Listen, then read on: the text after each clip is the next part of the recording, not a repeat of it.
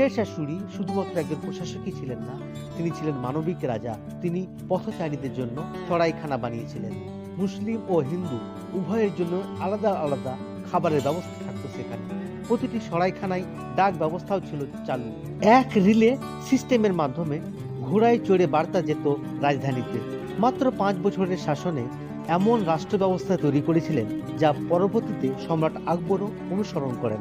তার মৃত্যুর পর তার তৈরি প্রশাসনিক কাঠামো মুঘল শাসনকে সুসংহত করে তোলে। ইতিহাসবিদরা বলেন, যদি শেরশাহ সূরি আরো 10 বছর বাঁচতেন তবে ভারতবর্ষের প্রশাসন ইউরোপের সমতুল্য হয়ে যেত।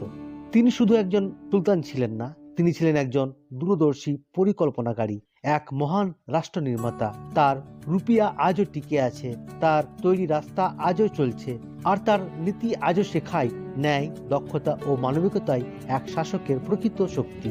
আপনি কি মনে করেন?